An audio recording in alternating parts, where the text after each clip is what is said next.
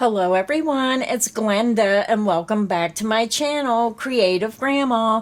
Today's crochet tutorial is Stitch of the Week number 155. This is called the Fern Lace Stitch. Very simple one row repeat. So this is my first sample, and this first sample is made using Red Heart Super Saver Ombre. Now the colors have a really long color length, so I didn't get to all the colors to really showcase this yarn, but this is the front, and when you turn it over, this is the back.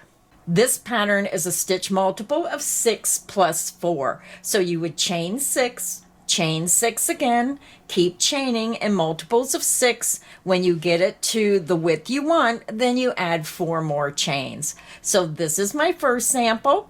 My second sample, I always like to make that classic white sample so you can see the stitch detail a little bit better on this one. So this is the front, and when you turn it over, it's going to look the same on the back as it does the front. Now with this stitch pattern, I highly recommend dropping your hook size down 1 size, maybe even 2. It all depends on the yarn you're using. I feel the larger the hook, the more the stitch pattern distorts and it just doesn't look quite right. So again, it's all up to you of how lacy you want it to look, but it does look a lot better when you drop the recommended hook size from what the label is requiring. And this sample was made using Premier Basics. It's a very affordable value yarn, very soft, nice acrylic. So that is the second sample. My third sample, I wanted to use a multicolor. Absolutely love this yarn. Now it does take a little bit away from the stitch definition, but very pretty. And this would make a wonderful Easter blanket with this yarn and the stitch pattern. So that's the front. And when you turn it over, that's the back. So again, it looks the same on the front as it does the back. Now this sample was made using Yarn Bee Soft Secret Ombre Whisper, and this is the color Whisper. Oh, look how pretty. So those were my 3 samples that I made for today. So for the tutorial, I am going to use the Premier Basics in the color white because it just shows up a little bit better. And I'm dropping my hook size down 1 hook size from what the labels suggest. So I am using a size H8 or 5mm crochet hook. So grab your yarn, grab your hook, and let's get our stitch pattern started.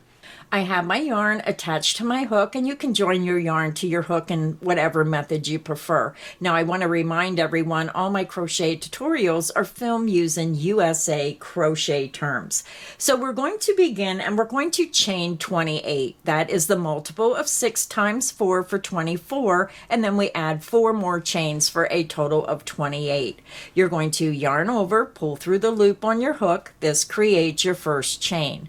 That's 1, 2, 3, 4, 5. Continue until you have 28 chains, and I'll be back and we'll start row 1. I'm back. I have my 28 chains made, so just go ahead, do a double stitch count, make sure you have 28 chains. So now we're going to start row 1. Row 1 will be our base row. Row 2 will be the row that you repeat over and over again. So let's go ahead and begin row 1. For row 1, we're going to skip the first 4 chains, 1, 2, 3, 4, and into the 5th chain from hook, we're going to work a double crochet. So yarn over, skip 1, 2, 3, 4, into that 5th chain, insert your hook. You're going to yarn over, pull back through that chain. You have 3 loops, yarn over, pull through 2 loops, yarn over, and pull through 2 loops. You just made your double crochet. Now remember, this beginning chain 4 that you skipped will count as a double crochet and a chain 1. So if you're new to crocheting, you can just grab a stitch marker and put it in the 3rd chain. 1, 2, 3. So then when you work back across on row 2, this will remind you that you have a chain 1 space between the last double crochet and your ending turning chain. Very important for this stitch to remember that. So again, if you're new, use stitch markers. Now we're going to begin the repeat. You're going to yarn over. You're going to skip 1, 2, 3, 4 chains into the next chain, work a double crochet. You're going to chain 1 and then double crochet back into that same chain.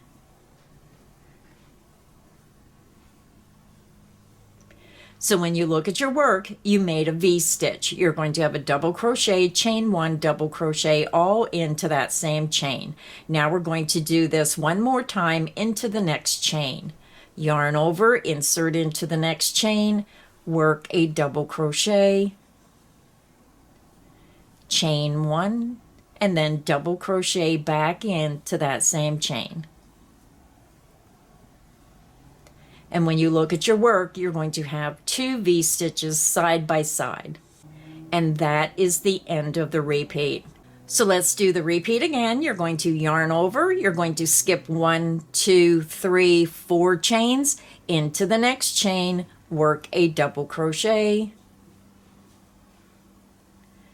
chain 1, and then double crochet back into that same chain. Your V-stitch is made. Double crochet into the next chain, chain 1, and then double crochet back into that same chain. And that is the end of the repeat. And you can see that you have 2 V-stitches side by side. So let's do the repeat again. You're going to yarn over. You're going to skip 1, 2, 3, 4 chains into the next chain, work a double crochet, chain 1, and then double crochet back into that same chain. Your V-stitch is made. Double crochet into the next chain, chain 1, and then double crochet back into that same chain. And that is the end of the repeat, and you can see you have 2 V-stitches side by side, and that is what your pattern's going to look like. So if you're working on a wider project, then continue and skip 4 chains, work a V-stitch of a double crochet, chain 1, double crochet in each of the next 2 stitches. Repeat that across until you have 5 chains remaining. Once you get to the end of the row and you have 5 chains, we're going to end the row by yarning over. You're going to skip 1, 2, 3, 4 chains, and into the last chain, we're going to make 1 V-stitch. So double crochet, chain 1, and then double crochet back into that very last stitch. And then if you're new to crocheting, grab a stitch marker and place it right in the top of that last stitch. And this marks the first stitch of the next row. So again, row 1 is our base row. Row 2 will be the row that you repeat over and over again. So let's go ahead and begin row 2. You're going to chain 4.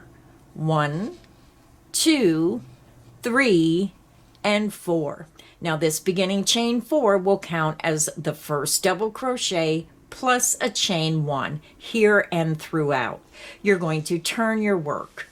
You're going to have your stitch marker in the very first stitch.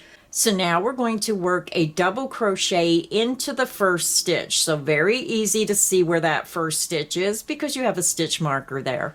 You're going to yarn over, insert into the first stitch, work a double crochet.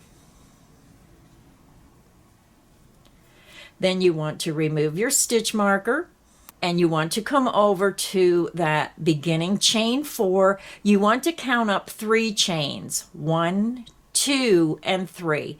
Place that stitch marker in the 3rd chain because this is the top of the last stitch. You have to remember you have a double crochet and a chain 1, so you need to place it in the 3rd chain so you know that is the last stitch when you work the next row and come back across. So now we're going to start the repeat. We're going to skip the next 4 stitches. So you're going to skip the next chain 1 space, which is right here. You're going to skip the next 2 double crochet, and you're going to skip this next chain 1 space. You're going to work a V-stitch in this next double crochet where you see the 2 double crochet side by side. So again, you're going to yarn over, skip the chain 1 space, skip 2 double crochet, and skip the chain 1 space. Insert into the next double crochet, work a double crochet, chain 1, and then double crochet back into that same stitch. Your V-stitch is made. Double crochet into the next double crochet stitch, chain 1, and then double crochet back into that same stitch. Your V-stitch is made, and that is the end of the repeat. And if you look at your work, you're going to notice you have a double crochet, chain 1, 2 double crochet, chain 1, double crochet in each segment. So as you're working across, you have to remember you're going into the 2 center double crochets to make those V-stitches. So let's do the repeat again. You're going to yarn over, you're going to skip the next 4 stitches, which is a chain 1, 2 double crochet, and a chain 1. You're going to insert into the next double crochet and work a double crochet. Chain 1, double crochet back into that same stitch, and your V-stitch is made. Double crochet into the next stitch, chain 1, and then double crochet back into that same stitch. Your second V-stitch is made, and that is the end of the repeat. Let's do it again. Yarn over, skip the next 4 stitches, which is a chain 1, 2 double crochet, and a chain 1. Insert into the next double crochet, work a double crochet. Chain 1, and then double crochet back into that same stitch. Your V-stitch is made. Double crochet into the next stitch, chain 1, and then double crochet back into that same stitch. Your second V-stitch is made, and that is the end of the repeat. And you can see how your pattern is forming. So again, if you're working on a larger project, you're going to repeat that across until you have 5 stitches remaining. So this is why it's important to remember or use stitch markers, because some people might forget and think this is the ending turning chain over here. This is the chain 1 space. This is your ending stitch.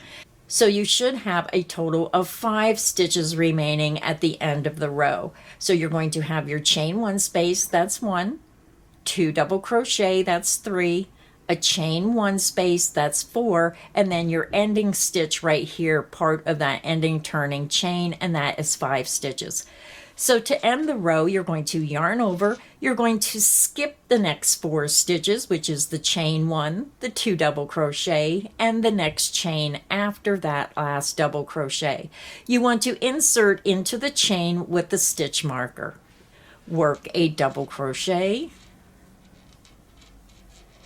chain 1, and then double crochet back into that same chain that has the stitch marker. Row 2 is finished.